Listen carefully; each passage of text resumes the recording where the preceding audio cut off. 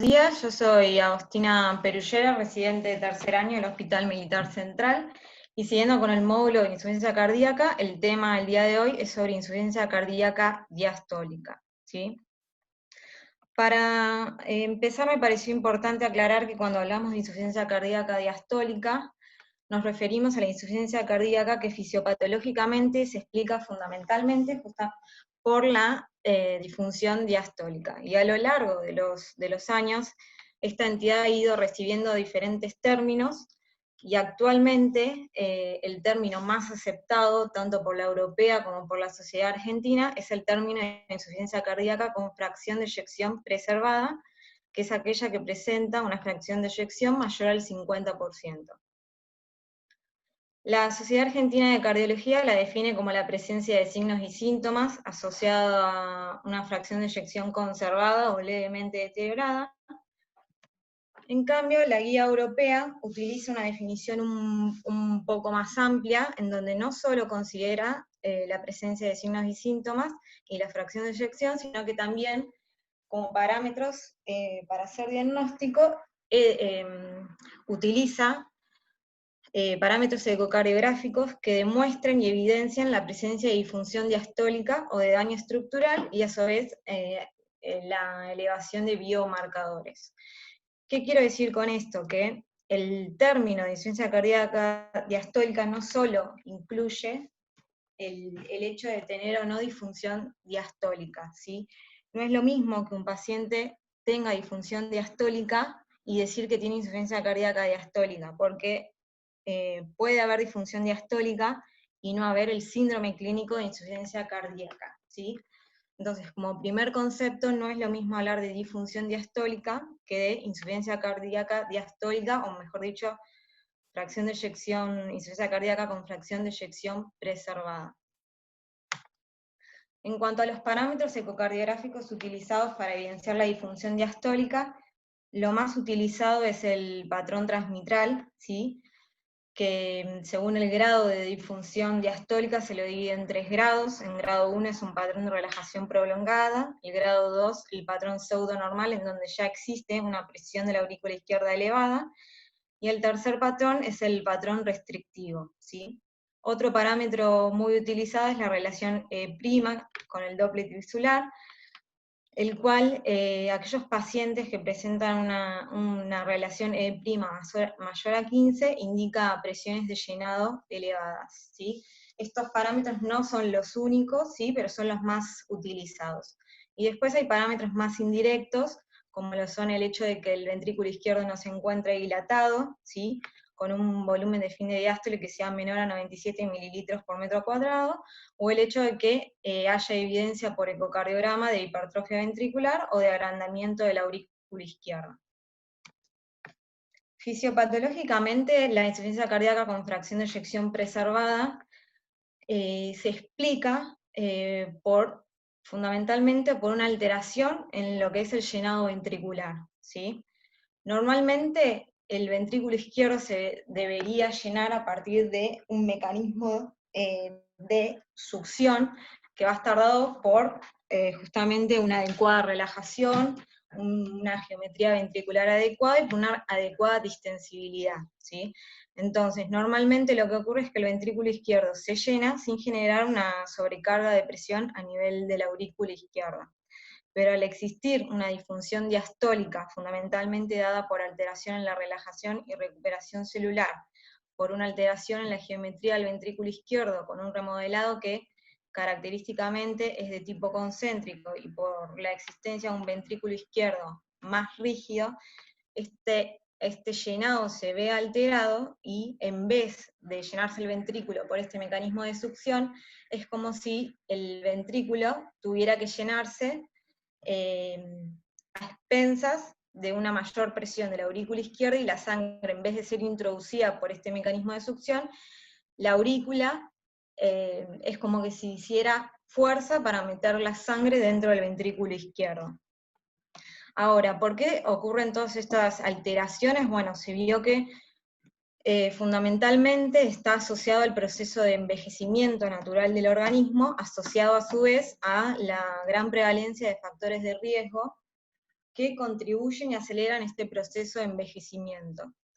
Los mecanismos involucrados son la existencia de una alteración en el manejo del calcio. Si recuerdan, la relajación y la recuperación celular depende fundamentalmente de la eliminación del calcio dentro de la célula, que va a estar dado por la recaptación a partir del retículo sarcoplasmático, por los receptores SERCA2, y por la eliminación del calcio a través de la bomba sodio-calcio.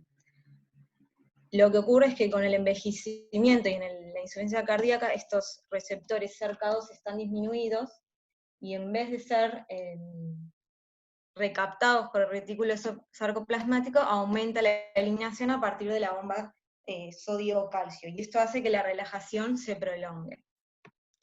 Por otra parte, también tenemos un aumento de lo que es la apoptosis, no solo de las células miocárdicas, sino también de todo el sistema de conducción, que predispone al desarrollo de arritmias y a la desincronía. Hay aumento de la fibrosis intersticial, ¿sí?, con alteración en lo que es la comunicación intercelular y en la distensibilidad del ventrículo.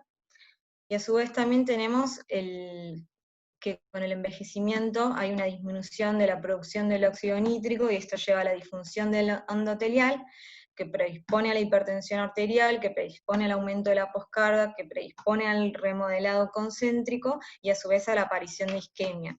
Y todo esto hace que se produzca la disfunción diastólica. Entonces, en conclusión, todos estos mecanismos lo que hacen es aumentar la rigidez del ventrículo, disminuir la subestensibilidad y disminuir la relajación.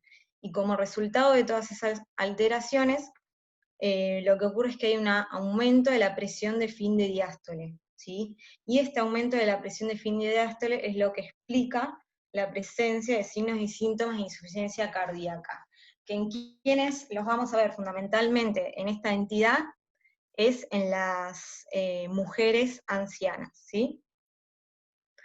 Entonces, ¿es lo mismo la insuficiencia cardíaca con fracción de eyección preservada que la insuficiencia cardíaca con fracción de eyección reducida, pero en otro estadio evolutivo? Bueno, la realidad es que lo que se vio es que muy poco de los pacientes con insuficiencia cardíaca con fracción de eyección preservada evolucionan hacia el deterioro de la función sistólica, ¿sí?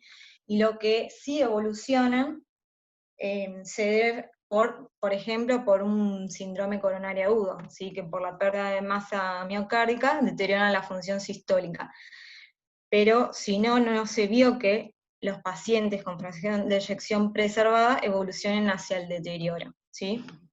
Por otra parte, el remodelado entre una entidad y la otra es distinto. En la preservada el remodelado es de tipo concéntrico, y en la con fracción de eyección deteriorada es de tipo excéntrico, ¿sí? Y fundamentalmente hay una respuesta distinta al tratamiento. En la fracción de eyección preservada no existe evidencia hasta el momento de que alguna droga disminuya o mejore el pronóstico de estos pacientes. Entonces, por eso es que se lo consideran como entidades distintas, ¿sí? Y si bien son entidades distintas, hay cuestiones que tienen en común, y hay otras que tienen, digamos, como diferencias, ¿sí? Ambas presentan activación del sistema neurohormonal. Obviamente que en la fracción de eyección deteriorada esta activación es mucho mayor que en la preservada, ¿sí? Pero en ambas existe una activación del sistema neurohormonal que influye en la fisiopatología. Ambas presentan disfunción diastólica y sistólica. El hecho de que en la insuficiencia cardíaca con fracción de eyección preservada haya fundamentalmente una disfunción diastólica y que tenga fracción de eyección mayor al 50%, no quiere decir que no exista un cierto grado de disfunción sistólica. Por otra parte, ambas presentan disminución del volumen minuto cardíaco. En la fracción de eyección preservada, esta disminución del volumen minuto cardíaco se debe justamente a la alteración en el llenado del ventrículo izquierdo y a la disminución del volumen sistólico. Ambas presentan presiones de llenado elevadas, ambas presentan intolerancia al ejercicio y deterioran la calidad de vida, hospitalizaciones frecuentes, y ambas tienen un mal pronóstico, ¿sí? Y a su vez, en ambas existen biomarcadores elevados pero en distinta proporción. En la fracción de eyección deteriorada, esta elevación es mayor, ¿sí? Entonces, si bien existen diferencias entre una y otra, también tienen cuestiones en común, pero en distinto grado de afectación o de proporción.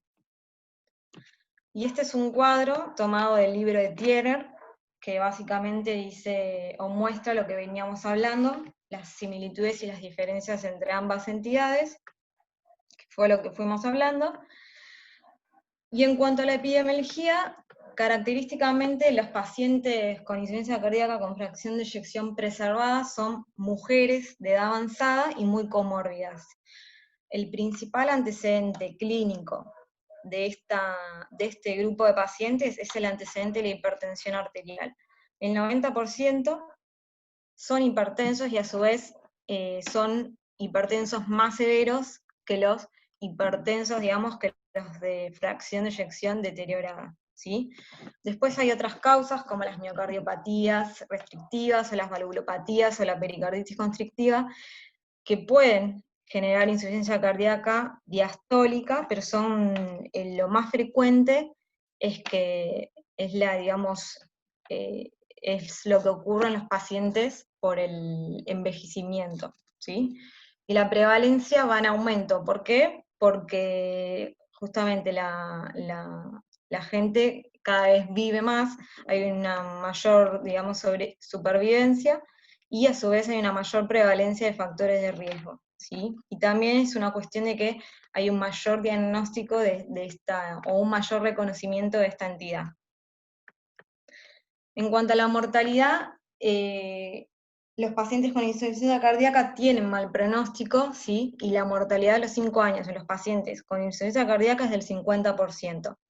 Y si bien uno esperaría que los pacientes con fracción de eyección preservada tuvieran un mejor pronóstico, la realidad es que la diferencia no es tan marcada como uno esperaría, ¿sí? Si bien el pronóstico de los pacientes con fracción de eyección deteriorada es levemente peor, la diferencia no es la que se esperaría. ¿Por qué esto? Justamente por la ausencia hasta el momento de un tratamiento que disminuya la mortalidad. Y en cuanto al modo de fallecimiento, característicamente en estos pacientes hay una mayor incidencia de la muerte no cardiovascular, justamente asociado a que son pacientes con muchas comorbilidades, y a su vez las comorbilidades son más severas que los pacientes con fracción de eyección deteriorada. Entonces, en conclusión, el pronóstico es similar, ¿sí? En cuanto a mortalidad. ¿Por qué? Porque no existe un tratamiento que mejore el pronóstico de estos pacientes. ¿Cuáles son las recomendaciones? Básicamente las 3 guías recomiendan lo mismo, que son el tratamiento de las comorbilidades, el tratamiento de los signos y síntomas de congestión con diuréticos, y la optimización del estado funcional cardíaco a partir del control de frecuencia y del ritmo, ¿sí? Estas son las recomendaciones de la Sociedad Argentina, que básicamente es lo mismo, pero bueno, especifica un poco más que el control de la hipertensión debe ser según las recomendaciones de las guías, lo mismo con la fibrilación auricular, y se recomienda la revascularización en aquellos pacientes que tengan isquemia y se cree, digamos, que la isquemia sea contribuye a la disfunción diastólica, ¿sí? Y por otra parte también recomiendan la utilización de ARA2 para reducir las hospitalizaciones. Este es un cuadro también sacado del libro de Bramwell, que unifica a las 3 sociedades, pero dice lo mismo, ¿sí? ¿Y de dónde surgen todas estas recomendaciones? Bueno, de la ausencia de un estudio que haya demostrado la disminución de la mortalidad. Estos son los 3 estudios principales y más grandes que utilizaron drogas como el candesartán, el perindopril y el irbesartán, que evaluaron el tratamiento de los pacientes con insuficiencia cardíaca con fracción de eyección preservada. Los 3 fueron contra placebo y los 3 tuvieron como endpoint primarios la disminución de la mortalidad cardiovascular y las hospitalizaciones por insuficiencia cardíaca, pero si se fijan, ninguno de los 3 logró demostrar disminuir la mortalidad. Inclusive e inclusive en algunos tampoco se logró demostrar una disminución de la hospitalización. En este sentido, solo el candesartán se vio que disminuía la hospitalización, y es por eso que aparecen las guías como recomendación para los ARA2 para disminuir las hospitalizaciones. Y más recientemente, este estudio que surgió, que se lo presentó en septiembre del año pasado, que es el Paragon, es un estudio que tuvo como objetivo evaluar la eficacia del sacubitril/valsartán en disminución de mortalidad cardiovascular y en hospitalizaciones por insuficiencia cardíaca. Los criterios de inclusión fueron pacientes mayores de 50 años, sintomáticos, en clase funcional de 2 a 4, con una fracción de eyección mayor a 45, pacientes con dosis estables de diuréticos al menos 30 días antes, con evidencia de daño estructural, antecedentes de hospitalización y con valores altos de NT, ProBNP y BNP, ¿sí? Los puntos de corte de los péptidos natriuréticos dependían si habían estado o no hospitalizados y si tenían antecedentes de FA.